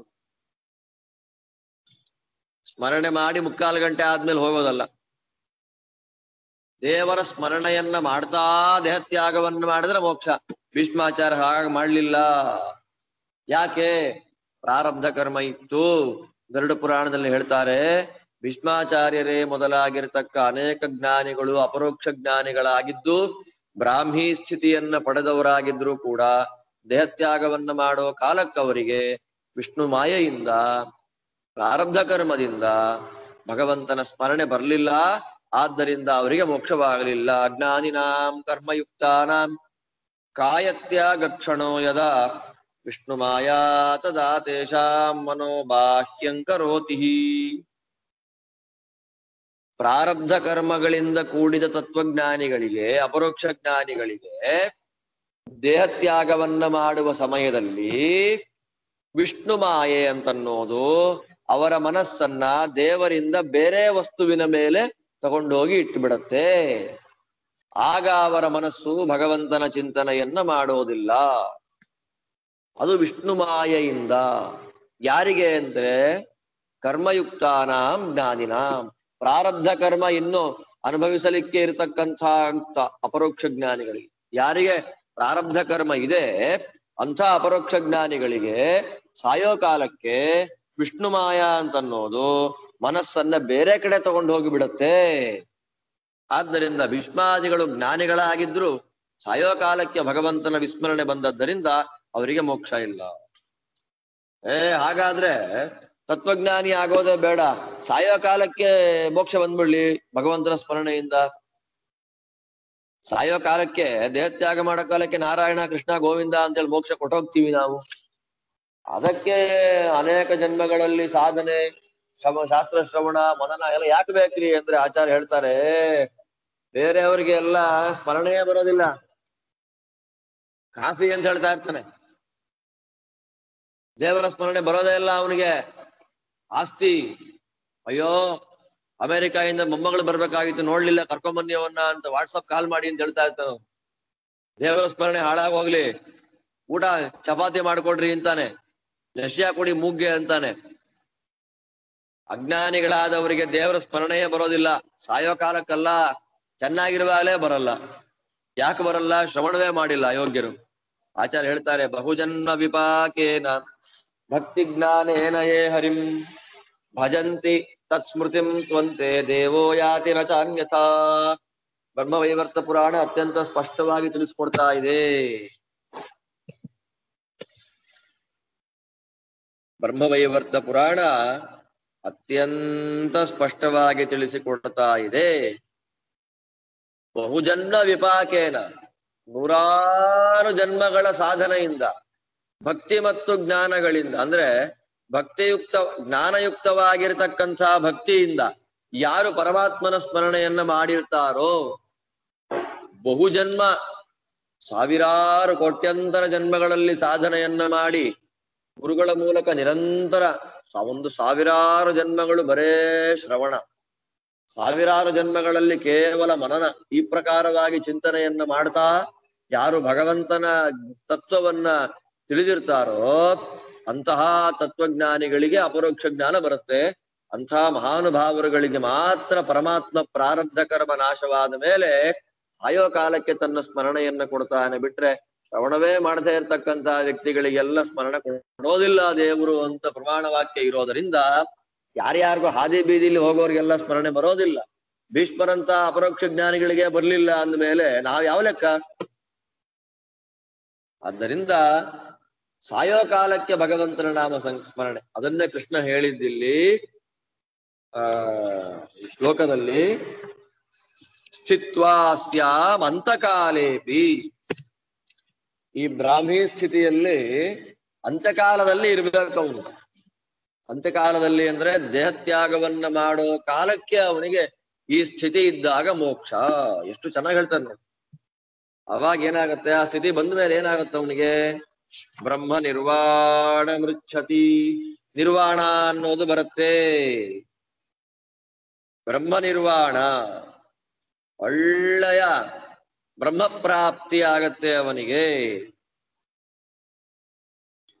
ಬ್ರಹ್ಮಪ್ರಾಪ್ತಿ, ಬ್ರಹ್ಮಪ್ರಾಪ್ತಿ ಅಂದ್ರೆ ನಿರ್ಗುಣ ಬ್ರಹ್ಮನ ಪ್ರಾಪ್ತಿ. ಎದ್ದು ಬಂದ್ರಿ ಬ್ರಹ್ಮ ಅಂದ ತಕ್ಷಣ ಅವ್ರು ಎಲ್ಲಿ ಬ್ರಹ್ಮ ಅಂತ ಶಬ್ದ ಬರುತ್ತೋ ಓಡ್ ಬಂದ್ಬಿಡ್ತಾರೆ. ನಮ್ ಬ್ರಹ್ಮ ನಮ್ ಬ್ರಹ್ಮ, ಅಹಂ ಬ್ರಹ್ಮ ಅಹಂ ಬ್ರಹ್ಮ ಅನ್ಕೊಂಡು ಓಡ್ ಬಂದ್ಬಿಡ್ತಾರೆ. ಆದ್ದರಿಂದ ಆ ಬ್ರಹ್ಮ ಅಲ್ಲ ಇಲ್ಲಿ. ಆ ಬ್ರಹ್ಮನಿಗೆ ಅವ್ರು ಹೇಳ್ತಕ್ಕಂತ ಬ್ರಹ್ಮನಿಗೆ ಶರೀರವೇ ಇಲ್ಲ, ನಿರ್ಗುಣ ನಿರಾಕಾರ ನಿಷ್ಕ್ರಿಯ. ಆ ಬ್ರಹ್ಮನನ್ನು ಹೇಳ್ತಾ ಇದ್ದಾನೆ ಅಂತ ಅವ್ರು ಗೀತಾ ಭಾಷೆಗೆ ವ್ಯಾಖ್ಯಾನ ಮಾಡೋದು. ಕಾರ್ಯಬ್ರಹ್ಮ ಶುದ್ಧ ಬ್ರಹ್ಮ ಅಂತ ಎರಡು ಮಾಡ್ತಾರೆ ಅವರು. ಕಾರ್ಯಬ್ರಹ್ಮರು ಅಂದ್ರೆ ಇವರೆಲ್ಲ ಈ ದೇವತೆಗಳೆಲ್ಲ. ಆದ್ದರಿಂದ ಪುರಾಣಗಳಲ್ಲಿ ಇಲ್ಲಿ ಬರುತ್ತಲ್ಲ, ಅದಕ್ಕೆಲ್ಲ ಕೈ ಇದೆ ಕಾಲಿದೆ ಅವನಿಗೆ ಅಂತೆಲ್ಲ ವಾಕ್ಯಗಳು ಬರುತ್ತೆ ದೇವರಿಗೆ. ಅದೆಲ್ಲ ವಿರೋಧ ಇಲ್ಲ ಅಂತ ಅವ್ರು ಹೇಳೋದು. ಹಾಗೆಲ್ಲ ಎರಡು ಬ್ರಹ್ಮ ಇದ್ದಾರೆ, ಎರಡು ಮೋಕ್ಷ ಇದೆ ಅನ್ನೋದಕ್ಕೆ ಪ್ರಮಾಣವೇ ಇಲ್ಲ. ಒಂದು ನಿರ್ಗುಣ ಸಗುಣ ಮೋಕ್ಷ ಅಂತೊಂದು, ನಿರ್ಗುಣ ಮೋಕ್ಷ ಅಂತೊಂದು, ಅದೆಲ್ಲ ಶುದ್ಧ ಬಂಡಲ್ಲದು. ಅದಕ್ಕೇನು ಪ್ರಮಾಣ ಇಲ್ಲ. ಎಲ್ಲ ಪುರಾಣಗಳಲ್ಲಿ ಸ್ಪಷ್ಟವಾಗಿ ಸರ್ವ ಪುರಾಣಾದಿ ಪ್ರಸಿದ್ಧ ಆಕೃತಿರ್ ಭಗವತಃ ಕಥಂ ಅನ್ಯಥಾ ಉಪಪದ್ಯತೆ. ಪರಮಾತ್ಮನೇ ನಿರಾಕಾರ ಅಂತ ಆಗ್ಬಿಟ್ರೆ, ಅನಂತ ಗುಣ ಪರಿಪೂರ್ಣನಾಗಿ ಬ್ರಹ್ಮ ಅಂತ ಕರೆಯಲ್ಪಡತಕ್ಕ ನಾರಾಯಣ ನಿರಾಕಾರ ಅಂತ ಆಗಿಬಿಟ್ರೆ, ಸಕಲ ಪುರಾಣಗಳಲ್ಲಿ ಎಲ್ಲ ಶಾಸ್ತ್ರಗಳಲ್ಲಿ ಪ್ರತಿಪಾದಿತವಾಗತಕ್ಕಂಥ ಅವನ ಅದ್ಭುತವಾದ ಆಕಾರ ಹೇಗ್ ಕೂಡುತ್ತೆ? ಆದ್ದರಿಂದ ಬ್ರಹ್ಮ ಪರಮಾತ್ಮನಿಗಿಂತ ಬೇರೆಯಾಗಿರ್ತಕ್ಕಂಥ ಉತ್ತಮನಾದಂತಹ ನಿರ್ಗುಣ ಬ್ರಹ್ಮ ಇದ್ದಾನೆ ಅನ್ನೋದಕ್ಕೆ ಪ್ರಮಾಣ ಇಲ್ಲ. ಭಗವಂತಂ ಪರಂ ಬ್ರಹ್ಮ, ಭಗವಾನ್ ಷಡ್ಗುಣೈಶ್ವರ್ಯನಾಗಿರ್ತಕ್ಕ ನಾರಾಯಣನೇ ಪರಬ್ರಹ್ಮ. ಪರಬ್ರಹ್ಮ ಜನಾರ್ದನ, ಜನಾರ್ದನನೇ ಪರಬ್ರಹ್ಮ. ಪರಮಮ್ಯೋ ಮಹದ್ ಬ್ರಹ್ಮ, ವಿಷ್ಣು ಸಹಸ್ರನಾಮದ ಪ್ರತಿಪಾದ್ಯನಾದವನೇ ಮಹದ್ ಬ್ರಹ್ಮ. ಯಸ್ಮಾತ್ ಕ್ಷರಮತೀತೋಹಂ ಅಕ್ಷರಾದಪಿ ಚೋತ್ತಮ. ಕ್ಷರಾಕ್ಷರಗಳನ್ನು ದಾಟಿರತಕ್ಕಂಥ ಪರಬ್ರಹ್ಮ ಪುರುಷೋತ್ತಮ ನಾನೇ ಅಂತ ಕೃಷ್ಣ ಹೇಳಿದ್ದಾನೆ. ಯೋಸಾವತೇಂದ್ರಿಯ ಗ್ರಾಹ್ಯ, ಎಲ್ಲ ಇಂದ್ರಿಯಗಳಿಗೂ ಸಿಗದೆ ಸ್ವರೂಪಭೂತವಾದ ಇಂದ್ರಿಯಗಳಿಗೆ ಸಿಗತಕ್ಕಂಥ ಪರಮೈಶ್ವರ್ಯಶಾಲಿಯಾಗಿರ್ತಕ್ಕ ಚಿದಾನಂದ ರೂಪನಾದ ಪರಮಾತ್ಮ ಅಂತ ಹೇಳಿದ್ದಾರೆ. ನಾಸ್ತಿ ನಾರಾಯಣ ಸಮಂ ನ ಭೂತನ್ನ ಭವಿಷ್ಯತಿ. ಸ್ಪಷ್ಟ ಆಗಿದೆ ವಾಕ್ಯ ನಮಗಿದು. ನಾರಾಯಣನಿಗೆ ಸಮನಾಗಿರ್ತಕ್ಕ ಬ್ರಹ್ಮ ಹಿಂದೆ ಇರ್ಲಿಲ್ಲ, ಮುಂದೆ ಬರೋದಿಲ್ಲ. ನತ್ವತ್ಸಮೋಸ್ತ್ಯಭ್ಯಧಿಕಃ ಕುತೋನ್ಯಃ, ದೇವರಿಗೆ ಸಮರೂ ಇಲ್ಲ, ಅಂದಮೇಲೆ ದೇವರಿಗಿಂತ ಅಧಿಕರು ಯಾರಿದ್ದಾರೆ ಎನ್ನುವ ನೂರಾರು ಪ್ರಮಾಣ ವಾಕ್ಯ ಇರೋದರಿಂದ ದೇವರೇ, ನಾರಾಯಣನೇ, ಈ ಕೃಷ್ಣನೇ ಪರಬ್ರಹ್ಮ ಇದ್ದಾನೆ.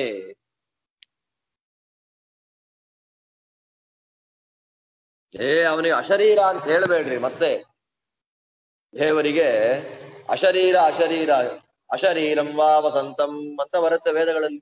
ಶರೀರವೇ ಇಲ್ಲ ಅವನಿಗೆ. ಶರೀರ ಇಲ್ಲ ಅಂದ್ರೆ ಪ್ರಾಕೃತವಾದಂತಹ ಶರೀರ ಇಲ್ಲ ಅಂತ ಅರ್ಥ ಮಾಡ್ಬೇಕು, ಹೊರತು ಶರೀರವೇ ಇಲ್ಲ ಅಂತ ಅರ್ಥ ಮಾಡ್ಲಿಕ್ಕೆ ಬರೋದಿಲ್ಲ. ಪರಮಾತ್ಮನಿಗೆ ಶರೀರ ಇಲ್ಲ ಅಂದ್ರೆ ಏನರ್ಥ? ಪ್ರಾಕೃತವಾಗಿರ್ತಕ್ಕಂತಹ ಶರೀರ ಇಲ್ಲ. ವೇದಗಳಲ್ಲಿ ಆನಂದ ರೂಪ, ಸುವರ್ಣ ಜ್ಯೋತಿ, ದಹರೋಸ್ಮಿನ್ನಂತರಾಕಾಶೆ ಇತ್ಯಾದಿಗಳಲ್ಲಿ ಪರಮಾತ್ಮನಿಗೆ ಆನಂದ ರೂಪ ಅಂತ ಹೇಳಿದ್ದಾರೆ. ಬರೀ ಆನಂದ ಅಂತ ಹೇಳ್ಬೇಕಾಗಿತ್ತು. ಆನಂದ ರೂಪ ಅಂತ ಯಾಕಂದ್ರು? ಬರೀ ಸುವರ್ಣ ಅಂತ ಹೇಳ್ಬೇಕಾಗಿತ್ತು. ಸುವರ್ಣ ರೂಪ ಅಂತ ಯಾಕಂದ್ರು? ಹೃದಯದಲ್ಲಿ ನಿಂತಿದ್ದಾನೆ ಅಂದ್ರು. ಹೃದಯದಲ್ಲಿ ನಿಂತಿರ್ಬೇಕಾದ್ರೆ ಆಕಾರವೇ ಇಲ್ಲ ಅಂದ್ರೆ ಹೃದಯದಲ್ಲಿ ಬಿಂಬನಾಗಿ ಅಂತರ್ಯಾಮಿಯಾಗಿ ನಿಂತ್ಕೊಳ್ಳಿಕ್ಕೆ ಹೇಗ್ ಸಾಧ್ಯ? ಆದ್ದರಿಂದ ಪರಮಾತ್ಮನಿಗೆ ರೂಪ ಉಂಟು. ಸಹಸ್ರ ಶೀರ್ಷ ಪುರುಷ ರುಕ್ಮ ವರ್ಣಂ ಕರ್ತಾರಂ ಆದಿತ್ಯ ವರ್ಣಂ ತಮಸಃ ಪರಸ್ತಾತ್ ಸರ್ವತಃ ಪಾಣಿಪಾದಂ ತತ್ ವಿಶ್ವತಶ್ಚಕ್ಷುರುತಃ. ಎಷ್ಟು ಪ್ರಮಾಣ ಬೇಕು? ಸಹಸ್ರ ಶೀರ್ಷ ಪುರುಷ, ಬಂಗಾರದ ಬಣ್ಣದ ಸರ್ವಕರ್ತೃ, ಆದಿತ್ಯ ವರ್ಣ, ಕತ್ತಲಿಂದ ಮೇಲಿದ್ದಾನೆ, ಎಲ್ಲ ಕಡೆಗಳೆಲ್ಲ ಅವನ ಕೈಕಾಲುಗಳು ತುಂಬಿಟ್ಟಿದೆ, ನೋಡಿದ ಕಡೆ ಎಲ್ಲ ಅವನ ಕಣ್ಣು, ನೋಡಿದ ಕಡೆ ಎಲ್ಲ ಅವನ ಕಾಲು. ಈ ಪ್ರಕಾರವಾಗಿ ವೇದಗಳು ನೂರಾರು ಪ್ರಮಾಣಗಳನ್ನ ಕೊಡ್ತಾ ಇದೆ. ವಿಶ್ವರೂಪಾಧ್ಯಾಯಾದಿಗಳಲ್ಲಿ ಪರಮಾತ್ಮನಿಗೆ ರೂಪ ಉಂಟು ಅನ್ನೋದು ಸ್ಪಷ್ಟವಾಗಿ ಗೊತ್ತಾಗುತ್ತೆ. ಆದ್ದರಿಂದ ಬ್ರಹ್ಮ ನಿರ್ವಾಣ ಮೃಚ್ಛತಿ ಅಂತಂದ್ರೆ ನಿರ್ಗುಣ ಬ್ರಹ್ಮ ಪ್ರಾಪ್ತಿ ಮೋಕ್ಷ ಅಲ್ಲ. ನಿರ್ಗುಣ ಬ್ರಹ್ಮ ಅನ್ನೋ ಒಂದು ಪದಾರ್ಥವೇ ಇಲ್ಲ. ಬ್ರಹ್ಮ ನಿರ್ಗುಣನಾಗಲಿಕ್ಕೆ ಸಾಧ್ಯವಿಲ್ಲ. ಆದ್ದರಿಂದ ನಿರ್ಗುಣ ಬ್ರಹ್ಮ ನಿರ್ವಾಣ ಮೃಚ್ಛತಿ ಅಂತಂದ್ರೆ ಪ್ರಾಕೃತವಾಗಿರ್ತಕ್ಕ ಶರೀರ ಇಲ್ಲದೇ ಇರುವಂತಹ ಪರಮಾತ್ಮನನ್ನ ಪಡಿತಾನೆ ಅನ್ನೋ ತಾತ್ಪರ್ಯ.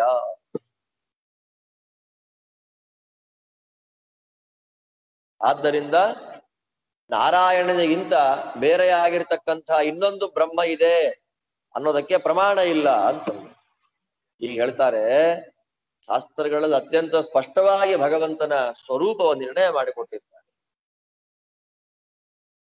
ಅತಿ ಪರಿಪೂರ್ಣತಮ ಜ್ಞಾನೈಶ್ವರ್ಯ ವೀರ್ಯ ಆನಂದ ಶ್ರೀ ಶಕ್ತ್ಯಾದಿಮಾಂಶ್ಚ ಭಗವಾನ್. ಅತಿ ಪರಿಪೂರ್ಣವಾಗಿರತಕ್ಕಂತಹ ನಿರತಿಶಯವಾಗಿರತಕ್ಕಂತಹ ಜ್ಞಾನ, ಐಶ್ವರ್ಯ, ವೀರ್ಯ, ಆನಂದ, ಕಾಂತಿ, ಶಕ್ತಿ ಮೊದಲಾದವುಗಳಿಂದ ಕೂಡಿದವನು ಭಗವಂತ. ಪರಾಸ್ಯ ಶಕ್ತಿರ್ವಿವಿಧೈವ ಶ್ರೂಯತೆ ಸ್ವಾಭಾವಿಕೀ ಜ್ಞಾನ ಬಲಕ್ರಿಯಾ ಚ. ಪರಮಾತ್ಮನ ಶಕ್ತಿ ವಿವಿಧವಾಗಿ ವೇದಗಳಲ್ಲಿ ಹೇಳ್ತಾ ಇದ್ದಾರೆ. ಅವನ ಜ್ಞಾನ, ಅವನ ಬಲ, ಅವನ ಕರ್ಮ ಎಲ್ಲವೂ ಸ್ವಾಭಾವಿಕ, ಬಂದು ಹೋಗುವುದಲ್ಲ. ಅವನ ಸ್ವರೂಪಗತವಾದ ಒಂದು ಧರ್ಮಗಳು. ಯಸ್ ಸರ್ವಜ್ಞ, ಯಾವನು ಸರ್ವಜ್ಞನಾಗಿದ್ದಾನೋ, ಆನಂದಂ ಬ್ರಹ್ಮಣಃ, ಪರಮಾತ್ಮನ ಆನಂದ, ಏತಸ್ಯೈವಾನಂದಸ್ಯ ಅನ್ಯಾನಿ ಭೂತಾನಿ ಮಾತ್ರಾಮುಪಜೀವಂತಿ. ಈ ಪರಮಾತ್ಮನ ಆನಂದದ ಲೇಷವನ್ನೇ ಜೀವಿಗಳು ಅನುಭವಿಸ್ತಾ ಇದ್ದಾರೆ ಮುಕ್ತರಾಗಿ. ಅನಾದಿ ಮಧ್ಯಾಂತಮನಂತ ವೀರ್ಯಂ, ಆದಿ ಮಧ್ಯ ಅಂತ್ಯ ಇಲ್ಲದೆ ಇರತಕ್ಕಂಥ ಅನಂತ ವೀರ್ಯ. ಸಹಸ್ರ ಲಕ್ಷಾಮಿತ ಕಾಂತಿ ಕಾಂತಂ, 1000 ಲಕ್ಷ ಸೂರ್ಯನನ್ನು ಮೀರಿಸುವಂತಹ ಕಾಂತಿಯಿಂದ ಕೂಡಿದವನು. ಮಯ್ಯನಂತ ಗುಣೇನಂತೆ ಗುಣತೋನಂತ ವಿಗ್ರಹೇ, ಅನಂತ ಗುಣ ಪರಿಪೂರ್ಣನಾಗಿ ಅನಂತ ಗುಣಗಳೇ ವಿಗ್ರಹವಾಗಿ ಉಳ್ಳ ನನ್ನನ್ನು ಪೂಜೆ ಮಾಡ್ರಿ. ವಿಜ್ಞಾನ ಶಕ್ತಿರಹಮಾಸಮನಂತ ಶಕ್ತೇ, ಅನಂತ ಶಕ್ತಿಯಾಗಿರ್ತಕ್ಕಂತಹ ಪರಮಾತ್ಮನ ವಿಜ್ಞಾನ ಶಕ್ತಿಯಾಗಿ ನಾನು ಬಂದಿದ್ದೇನೆ ಅಂತ ಬ್ರಹ್ಮದೇವರ ಮಾತು. ತುರ್ಯಂ ತತ್ ಸರ್ವದೃಕ್ ಸದಾ, ಮುಕ್ತಿಪ್ರದನಾಗಿರ್ತಕ್ಕ ಪರಮಾತ್ಮ ದರ್ಶನವನ್ನ ಕೊಡ್ತಾನೆ. ಆತ್ಮಾನಮನ್ಯಂಚ ಸವೇದ ವಿದ್ವಾನ್, ತನಗಿಂತ ಭಿನ್ನನಾಗಿ ಪರಮಾತ್ಮ ಸರ್ವೋತ್ತಮ ಇದ್ದಾನೆ ಅಂತ ಯಾರು ತಿಳ್ಕೊಳ್ತಾರೋ ಅವನಿಗೆ ಮೋಕ್ಷ.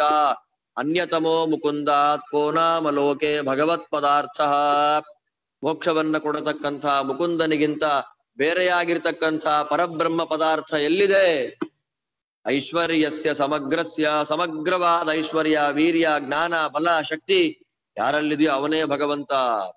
ಅತೀವ ಪರಿಪೂರ್ಣಂತೆ ಸುಖಂ ಜ್ಞಾನಂಚ ಸೌಭಗಂ, ಯಚ್ಚಾತ್ಯಯುಕ್ತಂ ಸ್ಮರ್ತುಂ ವಾ ಶಕ್ತಃ ಕರ್ತುಮತಃ ಪರಂ. ಪರಮಾತ್ಮನ ಎಲ್ಲ ಗುಣಗಳು ಅತ್ಯಂತ ಪರಿಪೂರ್ಣ, ನಿರತಿಶಯವಾದದ್ದು. ಅವನ ಸುಖ, ಜ್ಞಾನ, ಸೌಭಾಗ್ಯ ಎಲ್ಲವೂ ಪರಿಪೂರ್ಣವಾದದ್ದು. ಸ್ಮರಣೆ ಮಾಡ್ಲಿಕ್ಕೆ ಬರೋದಿಲ್ಲ. ದೇವರಲ್ಲಿ ಎಷ್ಟು ಗುಣಗಳಿದೆ ಅನ್ನೋದನ್ನ ನಮಗೆ ಸ್ಮರಣೆ ಮಾಡ್ಲಿಕ್ಕೆ ಬರೋದಿಲ್ಲ. ಆದ್ದರಿಂದ ಅದರಂತೆ ನಾವಾಗ್ಲಿಕ್ಕೆ ಬರುತ್ತಾ ಇತ್ಯಾದಿಯ ಎಷ್ಟು ಪ್ರಮಾಣ ವಾಕ್ಯ ಕೊಟ್ಟು ನೋಡ್ರಿ ಆಚಾರ್ಯ. ಇಷ್ಟೆಲ್ಲ ಪ್ರಮಾಣ ವಾಕ್ಯ ಇರೋದರಿಂದ ಜೀವರಿಗಿಂತ ಅತ್ಯಂತ ಭಿನ್ನನಾಗಿ ಸರ್ವೋತ್ತಮನಾಗಿ ದೇವರಿದ್ದಾನೆ. ಆ ಬ್ರಹ್ಮ ನಿರ್ಗುಣ ಬ್ರಹ್ಮ ಅಲ್ಲ, ಸಗುಣ ಬ್ರಹ್ಮನೇ. ಆಕಾರ ಇದೆ. ಆಕಾರ ಇದೆ ಎಂದ ಮಾತ್ರಕ್ಕೆ ನಾಶವಾಗಬೇಕು ಅಂತ ಇಲ್ಲ. ಅಪ್ರಾಕೃತವಾದ ಚಿನ್ಮಯವಾದ ಶರೀರವುಳ್ಳವನು ಪರಮಾತ್ಮ ನಾರಾಯಣ ಅನ್ನೋದನ್ನ ತೋರಿಸ್ಕೊಡ್ತಾರೆ. ಇನ್ನು ಸ್ವಲ್ಪ ಇದೆ, ಅನೇಕ ಪ್ರಮಾಣ ವಾಕ್ಯಗಳಿಂದ ಇನ್ನೂ ಸಮರ್ಥನೆ ಮಾಡ್ತಾರೆ ಆಚಾರ್ಯ. ತಾನಿ ಸರ್ವಾಣಿ ಅನ್ಯೋನ್ಯ ರೂಪಾಣಿ, ಅದೆಲ್ಲವೂ ಪರಮಾತ್ಮನ ಅನ್ಯೋನ್ಯ ರೂಪಗಳು. ಆ ಎಲ್ಲ ಭಗವದ್ ರೂಪಗಳಿಗೆ ಭೇದವೇ ಇಲ್ಲ.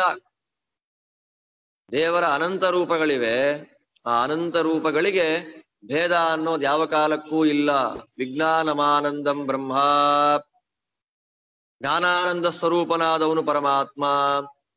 ಆನಂದೋ ಬ್ರಹ್ಮೇತಿ ವ್ಯಜಾನಾತ್, ಯಾರು ಪರಮಾತ್ಮ ಆನಂದ ಸ್ವರೂಪ ಅಂತ ತಿಳ್ಕೊಳ್ತಾರೋ, ಸತ್ಯಂ ಜ್ಞಾನಮನಂತಂ ಬ್ರಹ್ಮ, ಯಾರು ಪರಮಾತ್ಮನನ್ನ ಸತ್ಯ, ಜ್ಞಾನ, ಅನಂತ ಅಂತ ಉಪಾಸನೆ ಮಾಡ್ತಾರೋ, ಯಸ್ಯ ಜ್ಞಾನಮಯಂ ತಪಃ, ಯಾವ ಪರಮಾತ್ಮನ ಆಲೋಚನೆ ಜ್ಞಾನಮಯವಾಗಿದೆಯೋ, ಸಮಾಭಗ ಪ್ರವಿಶ ಸ್ವಾಹ, ಷಡ್ಗುಣೈಶ್ವರ್ಯ ಸ್ವರೂಪನಾಗಿರ್ತಕ್ಕಂತಹ ಪರಮಾತ್ಮನೇ ನನ್ನೊಳಗೆ ಪ್ರವೇಶ ಮಾಡು ಇತ್ಯಾದಿಯಾಗಿ ಪರಮಾತ್ಮನನ್ನ ಜ್ಞಾನಾನಂದಮಯ, ಜ್ಞಾನಾನಂದ ಪರಿಪೂರ್ಣ ಅಂತ ಎಷ್ಟು ಸ್ಪಷ್ಟವಾಗಿ ವೇದಗಳು ಹೇಳ್ತಾ ಇರ್ಬೇಕಾದ್ರೆ ದೇವರಿಗೆ ರೂಪ ಇಲ್ಲ, ದೇವರಿಗೆ ಆಕಾರ ಇಲ್ಲ, ದೇವರಿಗೆ ಗುಣ ಇಲ್ಲ ಅಂತ ಹೇಳ್ಬೇಕಾದ್ರೆ ವೇದಗಳನ್ನ ಕೊಂದಾಗಲ್ವಾ ನೀವು? ಅದಕ್ಕೆ ಆಚಾರ್ಯ ಹೇಳ್ತಾ, ಎಲ್ಲಿ ವೇದಗಳಲ್ಲಿ ಪರಮಾತ್ಮನಿಗೆ ರೂಪ ಇಲ್ಲ ಅಂತ ಬರುತ್ತೋ ನಮ್ಮಂತೆ ಮಾಂಸ ಎಲುಬುಗಳಿಂದ ಮಾಡಿದ ರೂಪ ಇಲ್ಲ ಅಂತ ಅರ್ಥ. ನತಸ್ಯ ಪ್ರಾಕೃತ ಮೂರ್ತಿ ಮಾಂಸ ಮೇಧೋಸ್ಥಿ ಸಂಭವ ನಯೋಗಿತ್ವಾದೀಶ್ವರತ್ವಾತ್ ಸತ್ಯರೂಪಾಚ್ಯುತೋ ಹರಿಹಿ. ಪರಮಾತ್ಮನಿಗೆ ಪ್ರಾಕೃತವಾದ ಆಕಾರ ಇಲ್ಲ. ನತಸ್ಯ ಪ್ರಾಕೃತ ಮೂರ್ತಿ ಮಾಂಸ ಮೇಧ ಅಸ್ಥಿ ಚರ್ಮ ಮೊದಲಾದ ಭೌತಿಕ ಪದಾರ್ಥಗಳಿಂದ ನಿರ್ಮಾಣ ಮಾಡಿದ ಶರೀರ ಪರಮಾತ್ಮನಿಗಿಲ್ಲ. ಸತ್ಯಸ್ವರೂಪ ಅವನು. ನಾಶವಿಲ್ಲದ ಜ್ಞಾನಾನಂದ ಅನಂತ ಸ್ವರೂಪ ದೇವರು. ಸದ್ದೇಹ ಪರಿಶುದ್ಧವಾಗಿರ್ತಕ್ಕಂಥ ದೇಹ. ಸುಖ ಎನ್ನುವ ಗಂಧ, ತತ್ವಜ್ಞಾನ ಎನ್ನುವ ಬೆಳಕು, ಜ್ಞಾನಾನಂದ ಎನ್ನುವಂಥ ಪರಾಕ್ರಮ, ಜ್ಞಾನಕ್ಕೆ ಜ್ಞಾನ, ಸುಖ ಸುಖ.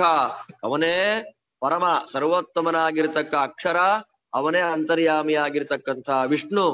ಎಷ್ಟು ಪ್ರಮಾಣ ವಾಕ್ಯಗಳು ನೋಡ್ರಿ. ಪೈಂಗಿ ಖಿಲ, ವೇದಗಳ ಪೈಂಗಿ ಶ್ರುತಿ ಅಂತ ಬರುತ್ತೆ.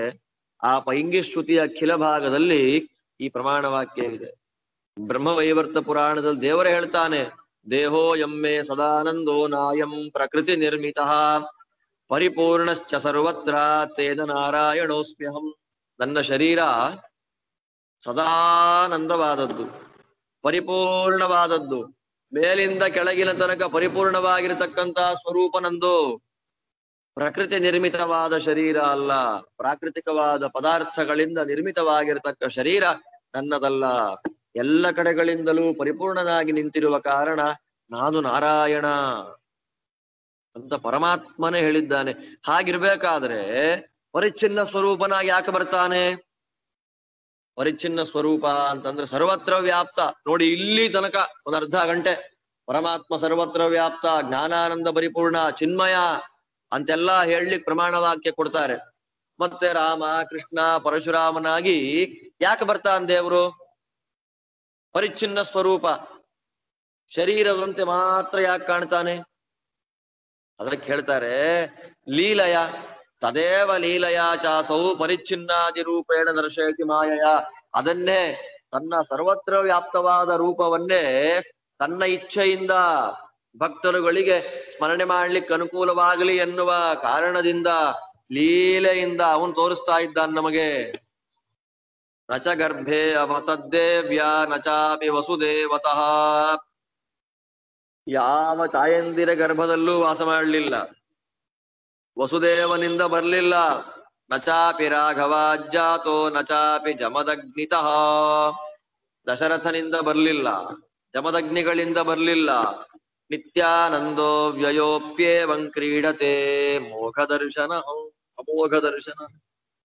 ನಿತ್ಯಾನಂದ ಅವ್ಯಯನಾಗಿದ್ರೂ ಕೂಡ ಇದನ್ನೆಲ್ಲವನ್ನ ಪರಮಾತ್ಮ ನಮಗೆ ತೋರಿಸ್ತಾನೆ. ಅಸುರ ಜನ ಮೋಹವನ್ನ ಮಾಡ್ಲಿಕ್ಕಾಗಿ ಪರಮಾತ್ಮ ಈ ತರ ಮಾಡ್ತಾನೆ.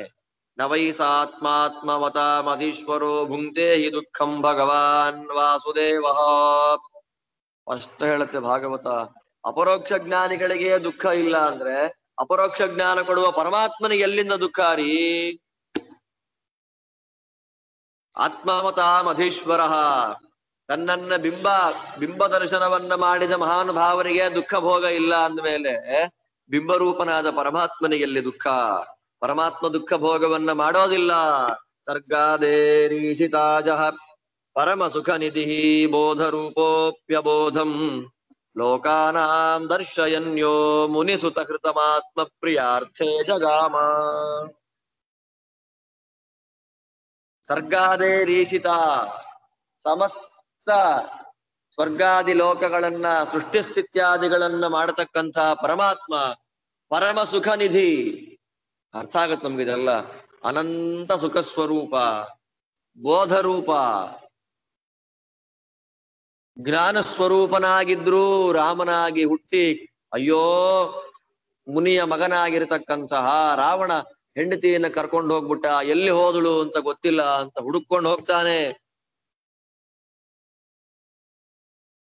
ಇದು ಲೀಲೆ, ಇದು ನಾಟಕ, ಇದು ಅಸುರ ಜನ ಮೋಹನ.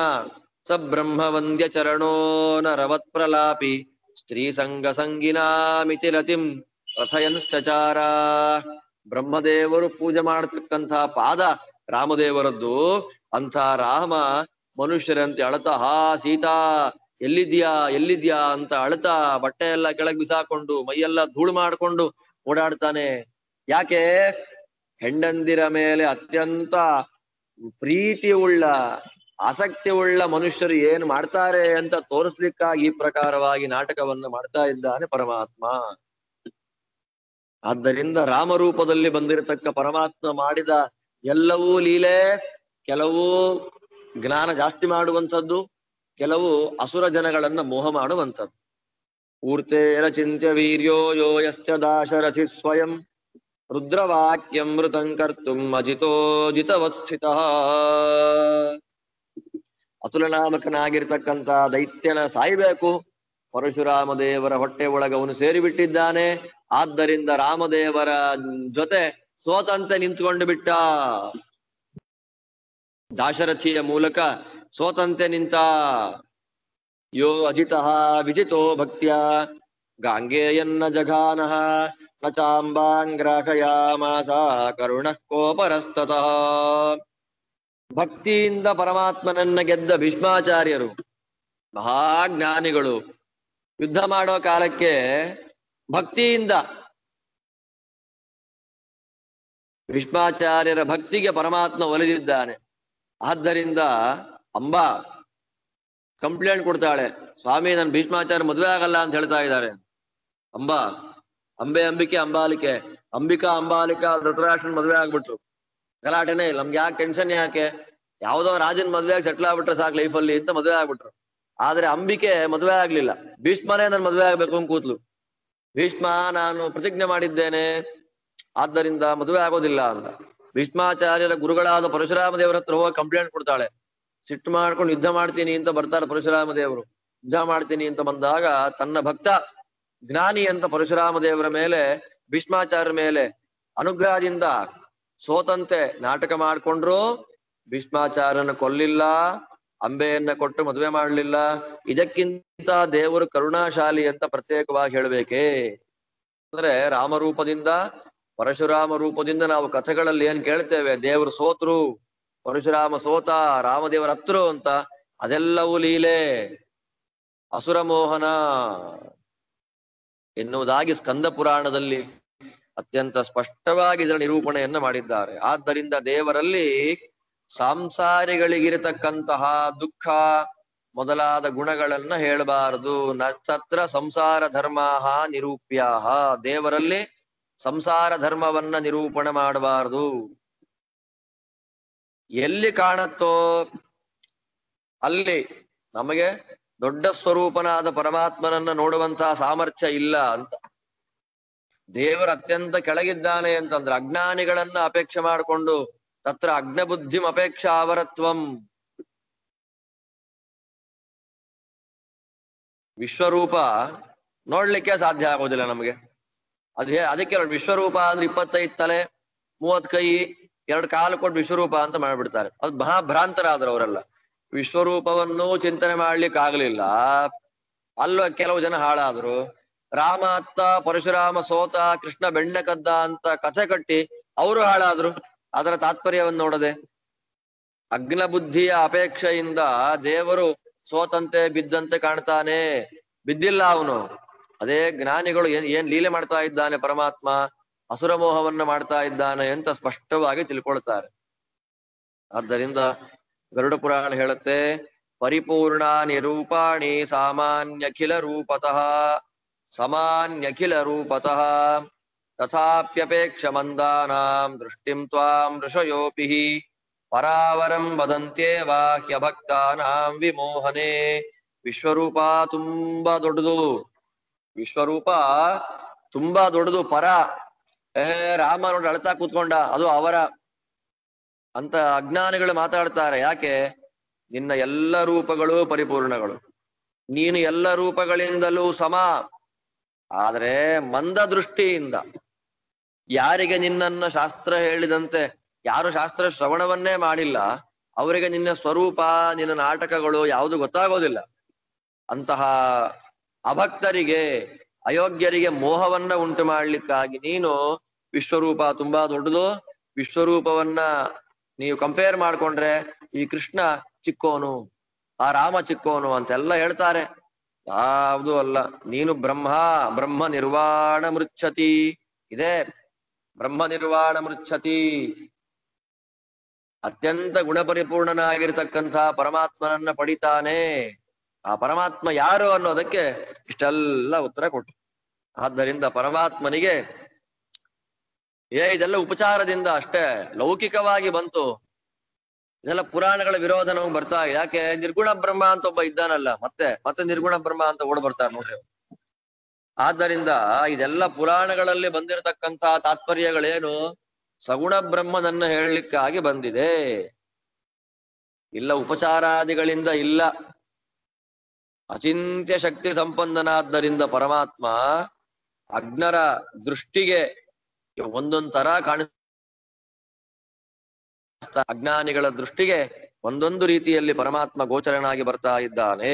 ಆದ್ದರಿಂದ ಪರಮಾತ್ಮನ ರಾಮ, ಕೃಷ್ಣ, ವ್ಯಾಸ, ಪರಶುರಾಮ, ಕಪಿಲ, ದತ್ತ, ಹಂಸ, ಧನ್ವಂತರಿ, ಶಿಂಶುಮಾರ, ನರಸಿಂಹ ಯಾವ ರೂಪಗಳಿಗೂ ಭೇದ ಇಲ್ಲ.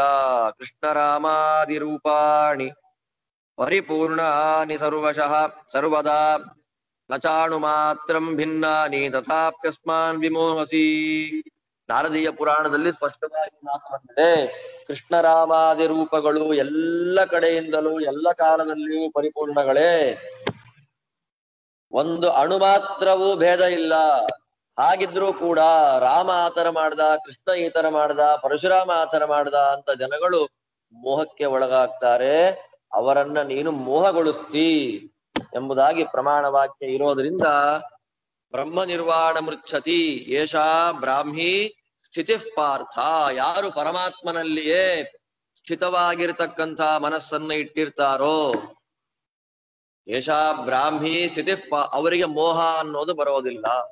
ಶಾಸ್ತ್ರೋಕ್ತವಾದಂತಹ ಭಗವಂತನ ಚಿಂತನೆಯನ್ನ ಯಾರು ಮಾಡ್ತಾರೋ ಅವರಿಗೆ ಮೋಹ ಇಲ್ಲ. ಆ ಬ್ರಾಹ್ಮಿ ಸ್ಥಿತಿ ಮರಣ ಕಾಲದಲ್ಲಿಯೂ ಮೇಂಟೈನ್ ಆಗಿ ಬರ್ತಾ ಇದೆ. ಮರಣ ಕಾಲದಲ್ಲಿಯೂ ಭಗವಂತನ ಚಿಂತನೆ ಮಾಡ್ತಾನೆ ಅಂದ್ರೆ ಅವನಿಗೆ ಮಾತ್ರ ಮೋಕ್ಷ. ಇಲ್ಲ ಅಂದ್ರೆ ಅವನಿಗೆ ಪ್ರಾರಬ್ಧ ಇದೆ ಅಂತ ಅರ್ಥ. ಆ ಪ್ರಾರಬ್ಧ ವಶದಿಂದ ಅವನಿಗೆ ಜನ್ಮಾಂತರ ಅನ್ನೋದು ಬಂದು ಬಿಡುತ್ತೆ. ಆ ಪ್ರಾರಬ್ಧ ಕರ್ಮ ಇರೋಷ್ಟು ಸಮಯ ಜನ್ಮಗಳನ್ನ ಅನುಭವಿಸ್ತಾ, ಪ್ರಾರಬ್ಧ ಕರ್ಮ ಕಳೆದ ಮೇಲೆ ಪ್ರಾಕೃತ ದೇಹಾದಿ ರಹಿತನಾಗಿರ್ತಕ್ಕ ಅಪ್ರಾಕೃತ ಸ್ವರೂಪನಾದ ಪರಮಾತ್ಮನನ್ನ ಪಡಿತಾನೆ. ಅಪ್ರಾಕೃತ ಸ್ವರೂಪ ಪರಮಾತ್ಮ ಇದ್ದಾನೆ ಅನ್ನೋದಕ್ಕೆ ಇಷ್ಟು ಪ್ರಮಾಣ ಕೊಟ್ರು. ಪರಮಾತ್ಮನಿಗೆ ಆಕಾರ ಇದೆ, ಪರಮಾತ್ಮ ಜ್ಞಾನಾನಂದ ಸ್ವರೂಪ, ವೇದಗಳಲ್ಲಿ ನಿರ್ಗುಣ ನಿರಾಕಾರ ಅಂತ ಬರೋದು ಪ್ರಾಕೃತದ ಅಪೇಕ್ಷೆ ಇಟ್ಟುಕೊಂಡು ಅಂತ ಹೇಳಿ ಇಷ್ಟು ಪ್ರಮಾಣಗಳನ್ನ ಕೊಡ್ತಾರೆ. ಆದ್ದರಿಂದ ತಸ್ಮಾತ್ ಈ ಕಾರಣದಿಂದ ಸರ್ವದಾ ಯಾವಾಗಲೂ ಸರ್ವರೂಪೇಶು ಎಲ್ಲ ರೂಪಗಳಲ್ಲಿ ಅಪರಿಗಣಿತ ಅನಂತ ಗುಣಗಣಂ ಎಣಿಸಲಿಕ್ಕೆ ಸಾಧ್ಯವಿಲ್ಲದೆ ಇರತಕ್ಕಂತಹ ಅನಂತ ಗುಣಗಣ ಯುಕ್ತನಾಗಿರತಕ್ಕ ನಿತ್ಯ ನಿರಸ್ತ ಅಶೇಷ ದೋಷಂ, ನಿತ್ಯದಲ್ಲಿಯೂ ಕೂಡ ಅಸ್ತವಾದ ದೂರವಾಗಿರತಕ್ಕಂತ ಸಕಲ ದೋಷಗಳಿಂದ ಕೂಡಿದ, ಅರ್ಥಾತ್ ಯಾವಾಗಲೂ ಎಲ್ಲ ರೂಪಗಳಲ್ಲಿಯೂ ಅನಂತ ಗುಣ ಪರಿಪೂರ್ಣನಾಗಿ ಸರ್ವದೋಷ ದೂರನಾಗಿರತಕ್ಕಂತಹ ನಾರಾಯಣಾಖ್ಯಂ ಪರಂ ಬ್ರಹ್ಮ. ನೋಡಿ ಇಲ್ಲಿ ಬ್ರಹ್ಮ ನಿರ್ವಾಣ ಮೃಚ್ಛತಿ ಅನ್ನೋದಕ್ಕೆ ಯಾವ ಪರಬ್ರಹ್ಮ? ಇಲ್ಲಿ ತನಕ ನಿರೂಪಣೆ ಮಾಡಿದ ನಾರಾಯಣಾಖ್ಯಂ ಪರಂ ಬ್ರಹ್ಮ, ನಾರಾಯಣ ಎನ್ನುವಂತಹ ಪರಬ್ರಹ್ಮನನ್ನ ಅಪರೋಕ್ಷ ಜ್ಞಾನಿ ಪೃಚ್ಛತಿ ಇತಿ ಸಿದ್ಧಂ. ಅಪರೋಕ್ಷ ಜ್ಞಾನಿಯಾಗಿರ್ತಕ್ಕಂತಹ ವ್ಯಕ್ತಿ ಪಡಿತಾನೆ. ಸರ್ವದಾ ಸರ್ವ ರೂಪಗಳಲ್ಲಿಯೂ ಅನಂತ ಗುಣ ಪರಿಪೂರ್ಣನಾಗಿ ಸರ್ವ ದೋಷ ದೂರನಾಗಿರತಕ್ಕಂತಹ ನಾರಾಯಣ ಎನ್ನುವ ಪರಬ್ರಹ್ಮನನ್ನ ಅಪರೋಕ್ಷ ಜ್ಞಾನಿ ಪಡಿತಾನೆ. ಆದ್ದರಿಂದ ಏಷಾ ಬ್ರಾಹ್ಮಿ ಸ್ಥಿತಿ ಪಾರ್ಥ ನೈನಾಂ ಪ್ರಾಪ್ಯ ವಿಮೋಹತಿ.